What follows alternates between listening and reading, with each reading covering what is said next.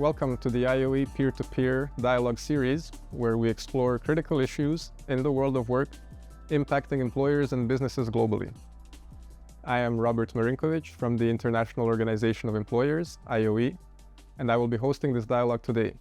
We are privileged today to have with us Ephraim Beiser, Senior Lead Manager for Public Policy and Economic Growth, specialized in sustainability and workforce policy partnerships at LinkedIn. Thanks, Robert. Happy to be here and look forward to working with you. Talking about green skills, I think, most of our listeners hopefully have already heard a lot about different research and analysis on the job creation element of the green transition, of decarbonization. So, the research tells us that there are many opportunities to be had. There is a big job growth potential. There are obviously challenges as well around skills development, not least. But perhaps, one thing we could start off with, which is always interesting because of the different perspectives, is what do we mean by green skills at the end of the day? What kind of skills are we talking about, and how do they relate to the work activities when it comes to decarbonization? I think this question is pretty fundamental. One of the ways we think of jobs at LinkedIn is just as collections of skills. To do any job, you need a set of skills. And so if we just imagine that every job is, say, 30 skills, and it's usually many more, but let's just assume 30. What we can say is we can look at all of those skills and put those into different categories. And a green skill is a skill that basically allows you to do anything focused on, say, sustainability or adaptation. So in our mind, it's both kind of the mitigation side and the adaptation side. And we've identified a few hundred green skills out of a total taxonomy of over 35,000 unique skills on LinkedIn. Now, the skills, we see a lot of analysis that does green jobs, and that analysis is really important. But there are also many jobs whose core purpose isn't focused on sustainability that play an important role in helping the world, not to mention employers, reach their sustainability targets. So we think about a bunch of jobs that, have existed for a long time, much longer than we've thought about sustainability as a core objective. And how do those jobs contribute to climate action? And it's those green skills. When you insert one or two or three skills that are focused on sustainability into the kind of core skills to do that job, and we see that happening right now on LinkedIn. Not only are we growing green jobs, but all jobs are getting greener. Transitions, the skills view also allows us to see how transitions play out. So at LinkedIn, we can actually see how jobs are changing. And we've actually been able to project that between 2015 and 2030, the average job will see 65% skills turnover. So if you think about those jobs being 30 skills, think about our jobs, the jobs we had in 2015, think about the job we will have in 2030. Of those 30 skills, roughly 18 will be different. And the major drivers of those are big trends like digitalization and responding to climate change. And those are the new skills. So even, those of us working in kind of the international affairs, public policy space, we have to know about climate. We have to know about transmission. We have to know about scope 1, scope 2, scope 3. And even that's just an example of how our jobs are different. And those are representative of the types of skills that, somebody would need to develop. And again, our jobs, at least weren't historically focused on anything related to climate or sustainability. But today, to do it, you have to, be familiar with those topics. Yeah, it's definitely an interesting topic. But I'm just wondering, from more of the kind of technical aspect at LinkedIn, how do you have some sort of, automated categorization algorithm? Or, for example, I'm thinking of, a construction worker who maybe his actual skills don't even change that much, but he might end up working with more sustainable materials, or he might end up working more in the context of a circular economy. Is there sometimes a challenge or a difficulty to kind of differentiate between traditional skills being used in a sustainability context versus pure green skills? So I actually think that what you've just described, those would show up as new skills on LinkedIn. So if we're thinking about new materials, new processes, new technologies, using recycled materials to work with, to build, those are all examples of new skills. And so we see that show up on LinkedIn. Even a lot of the skills related to kind of like environmental remediation, that becomes more important, especially as we think about how much additional land you need to deliver on renewable energy projects to produce the same amount of energy you would from a fossil fuel asset. So I think like that tells us that those skills around like, instead of worried about air pollution, you're worried about erosion.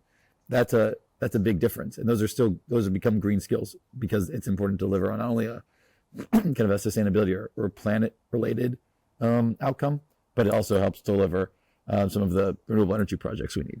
Yeah. And I like the example you mentioned before about, relating to our jobs. I mean, in my job, I've definitely seen this dynamic of, people who don't traditionally deal with climate change policies and elements having to learn a bit more, at least when it comes to the terminology. And, it's such a cross-cutting issue that most of the policy areas that IOE works on now are somehow related to climate change at the end of the day. Well, I think there's kind of two sides to that. One is that many workers are going to have to learn green skills because that's what their job's going to require. One of the jobs I think has changed a lot over this time is procurement.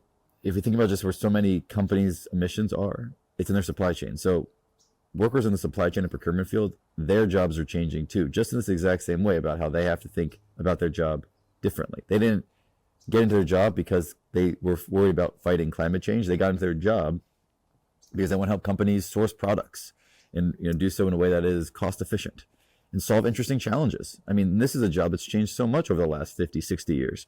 We went from local supply chains to global supply chains to just-in-time delivery. And then, the pandemic also showed us we needed to think about resilience in our supply chains. And now we're thinking about climate change. So that's a job that's evolved, I think. And that says that if any job like that may not have been initially focused on climate change has a climate outcome or impact now. Architects, city planners, we can think about how important our built environment and land use is similarly. But I think the flip side is for workers who want to get into this space, there are so many jobs that contribute to climate action that aren't just jobs with sustainability in their title. And I think that the other piece of this is if you can learn those green skills, you can deliver climate impact in those other fields. And we need people kind of across a whole variety of functions and occupations contributing to this work. Yeah, that's a good point. I mean, there's a lot of cross-cutting issues, and I think how workers across the board are being impacted. But in that respect, I wanted to also mention, coming from LinkedIn research and some of the reports you've been publishing, there's one of these headlines that's been popping up often is around the mismatches between the supply and the demand of green skills. And I'm curious if you have any particular insights on how do those mismatches come up, and what if there are any potential solutions to them, first of all, and second of all,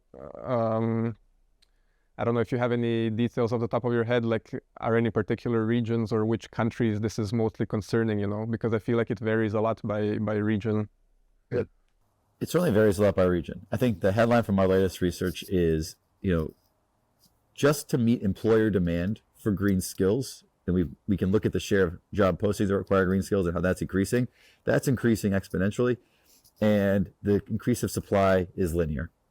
And so basically what we need to do is we need to drastically accelerate how we develop the green talent pool, that is workers with green skills. And by 2050, we have to double the number of people with green skills just to meet employer demand. And I should note here that employer demand probably is a lagging indicator of planetary need. So, what that tells us is employers are looking for workers with these skills. And that means, and they're looking for workers with those skills because customers are demanding it, that they deliver climate action. Employees are demanding that they deliver climate action. Regulators and governments are demanding they deliver climate action. So, one of the themes that I'm starting to think a lot more about is this isn't just green skills or doing work in a climate friendly way. This is just the world of work. This is just where the world of work is headed. At some point, we're going to stop talking about it as if it's this is some unique thing or niche thing. This is something that is actually core to what happens at work. So to me, that's the key finding, the key insight. When demand is growing twice as fast as supply is growing, that creates a challenge, and we have to figure out how do we accelerate that talent development. Now, accelerating that talent development is not the responsibility of any one sector. We can't rely on our education institutions because we can't wait for a whole new generation of workers to show up.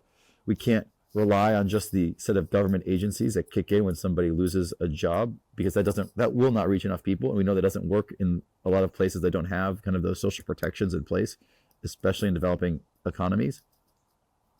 So you also need employers to be part of the picture here, because for many people, they work. So you're not going to, it's through that relationship of work. We see that most people learn green skills in the context of their current job. Employers are going to play a really important role in building this green talent pool.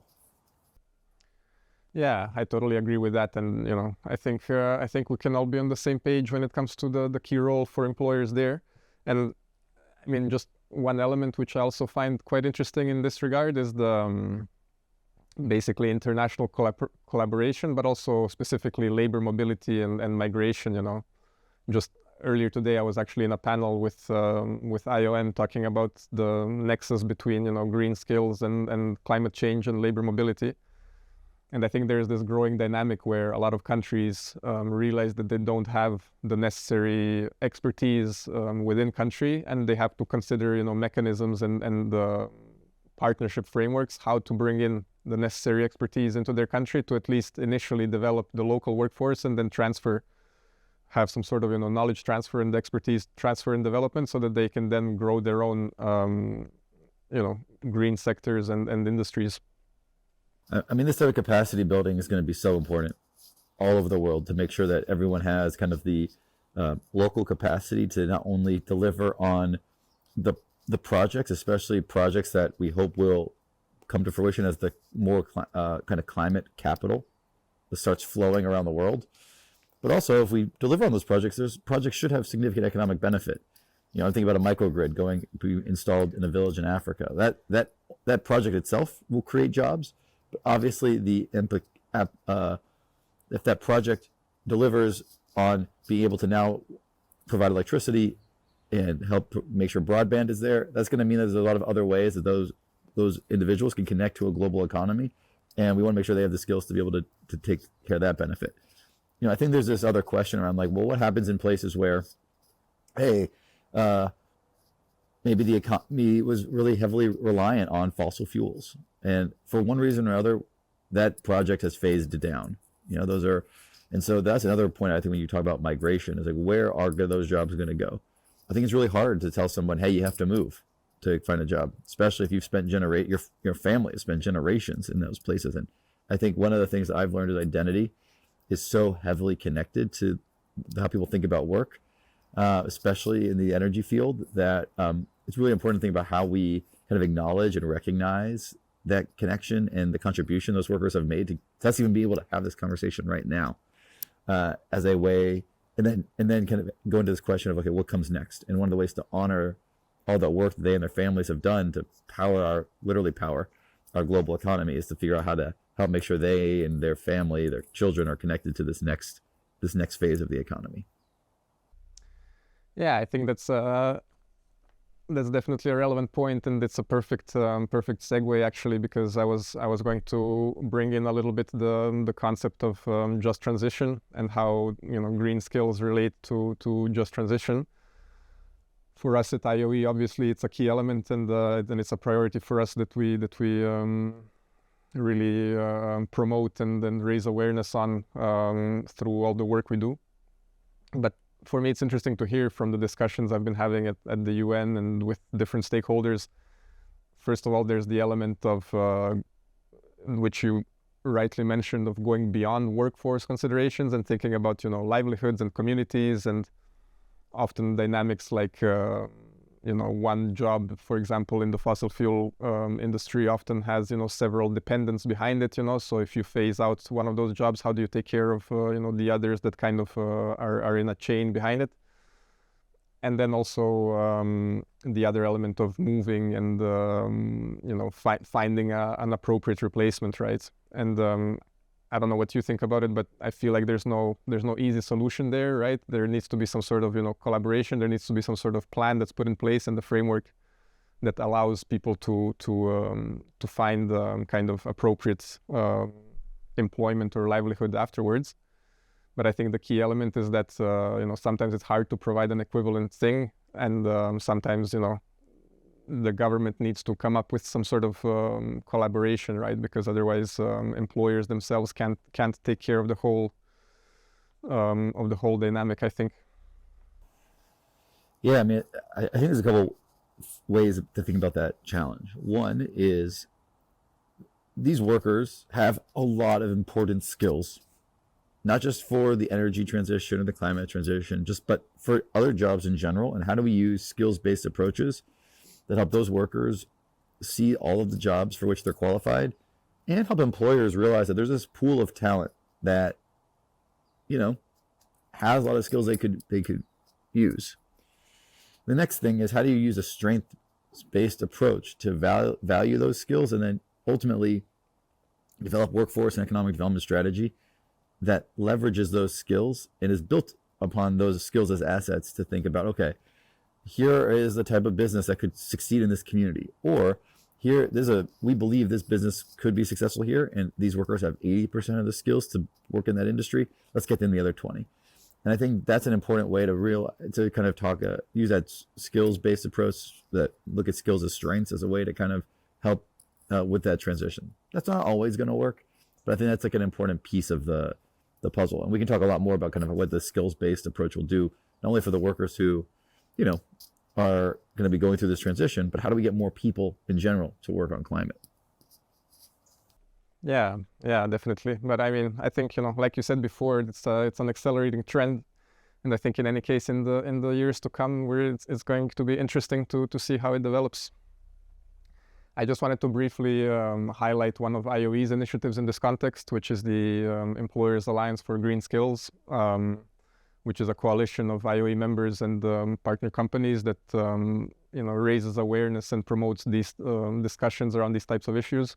We try to work primarily with members from developing countries, where there's a need to raise awareness. First of all, there's a need to build capacity. And what we really aim to achieve is to increase collaboration between employers, organizations, IOE members, and their governments. Because what we often hear is that there's not enough of this type of conversation, and sometimes governments put in place policies or frameworks without properly involving the private sector and employers. And we feel like there's a lot more potential to be had from dedicated collaboration in this space. So yeah, at events like COP29 and others, we work through the Employers Alliance to highlight some of these issues and potential solutions. But with that being said, I was also wondering, at LinkedIn, do you also, beyond working on the LinkedIn platform, do you also have other mechanisms in place for perhaps promoting some best practices or specific examples from countries or companies? Do you have some sort of platform for sharing messages? Yeah. Well, other than using LinkedIn to put all of if you think about the world, where people go to talk about the world of work, where workers and companies are going, obviously, LinkedIn is one of those places. But I mean, what I think is really exciting is COP and other meetings, like even the UN General Assembly Week in New York, are increasingly just becoming platforms in and of themselves to talk about this intersection of climate and jobs. And I think this climate, jobs, and skills nexus is one that, for LinkedIn, we want that to become a bigger part of the conversation. I think this is something where LinkedIn and IOE are very much aligned. That if we're going to talk about delivering climate action, I think about the UAE consensus, triple renewables, double energy efficiency. All that requires somebody with like a whole workforce with the skills to do it. This doesn't happen out of thin air. You need workers who can actually deliver on that promise. When companies put sustainability targets in mind together, that means they have to change what the way that people at the company work, and that requires new skills. And it requires companies to put strategies in place. The same way governments would need to put strategies in place to reach their own climate targets. So as we get to COP29, as we're thinking about the next round of NDCs, I think that becomes another platform, if we want to think about it that way, where we can recognize and signal to the market and to other levels of government, to employers, from government, that, hey, we know that one of the key ways we're going to reach these new ambitious climate targets that we're going to try to set is to make sure we have a workforce to get it done. And we want to then kind of galvanize employers and financiers and others to make sure that as they do these climate investments and climate strategies, they're thinking about the workforce implications of those choices and what it means to build a workforce that can actually deliver on them, whether that is both, and that's both on the kind of how we reduce emissions and reach sustainability target side, as well as on the adaptation side. I mean, we see among the fastest growing skills are a lot of skills related to disaster preparedness and response, I think, and that is, again, an indication that, things like climate risk, that's something that if you have assets, you've got to think about climate risk. And again, at some point, that's not going to be some niche skill or niche element of asset management. That is going to be what a part of asset management is. And so everyone who works in the field is going to have to think about it that way. And so I think that's what we're hoping for. That's the type of way we think we bring skills and jobs to this conversation to be kind of a key component of how we're going to hit those big climate targets, and create the economic opportunity that we know is out there, because we can see that workers with green skills, they are able to find jobs more easily. Yeah, and this makes me think of also the interaction or kind of the nexus between green and digital skills, especially when when you're talking about things like the risk assessment. I'm always impressed to see the combination of the availability of more and more data when it comes to particularly satellite data, for example. Also, like AI models and more and more complex algorithms, and I feel like that's another topic where perhaps, at least in my experience, I haven't heard enough conversation on this or analysis. The interaction between green and digital skills and how they work together, basically. But also this kind of double-edged sword, almost, I would say. On the one hand, digital skills and digital technologies can enable sustainability and decarbonization, but then, as we see with, for example, AI, they also obviously have, energy use questions, and can also, increase the risk of, not reaching climate objectives. And then we see, the recent push, for example, for nuclear energy coming from AI and data centers, which personally I find positive, but I don't know if LinkedIn has any, analysis perhaps on the combination of those two. So it's funny you bring this up. This is definitely a priority for us. And this is, and as you alluded to, this is very early days for kind of really seeing this intersection play out. So, we anticipate and hope to be able to kind of share what the intersection of those skills looks like. But what we do know is that this is clearly an opportunity. In fact, LinkedIn puts out a top startups list every year, and two of the companies on that list, at least two, are work at the intersection of tech and climate, whether it's helping companies do their reporting and then put strategies in place to reduce their emissions, or whether it's about kind of using new technology tools to identify opportunities to reduce emissions. So in that way, we're seeing it show up pretty clearly. Another one on carbon removal. These are new technologies, a lot of digitally enabled technologies, and AI in many ways is going to accelerate the use of these tools and make it easier for more people to access them. But I think we're in the early days of kind of seeing those skills play out. What we do know is that that intersection of tech and sustainability is evolving. So one of the things we do as we do this research is we update our list of green skills. And one of the new skills that showed up this year is something called carbon software intensity, which basically is a way for software engineers to measure the amount of carbon required to process the code they write. And that's what's fascinating about that is the index, the process only was created in 2021. So I think that's an acknowledgement and realization of, okay, software development is going to become increasingly resource intensive, and we're going to become increasingly cognizant of what that means. But when we talk about examples of green skills showing up in non-green jobs, nobody would think a software engineer is a job that exists to green the planet. But as we think about these new technology tools that we're like, hey, these are ways we could help deliver sustainability outcomes, and we have to mitigate some of the increased resource need for this industry, it's going to become important. And so we can, we have this metric, the LinkedIn hiring rate. We can show that globally, workers with green skills have a LinkedIn hiring rate that's about 55% higher than the rest of the workforce. One of the ways is that there's two things that drive that. One is people with green jobs getting hired into other green jobs, and the other is workers with green skills likely being, in a finalist for two roles, say software engineer, the one who knows carbon software intensity or a version of that, they may be more likely to get the job. And that's just because they have a broader understanding and comprehension of what the work takes, and they can deal with some of the additional complexity, including the company now having to care a lot more about how much energy they're using to deliver on their software products.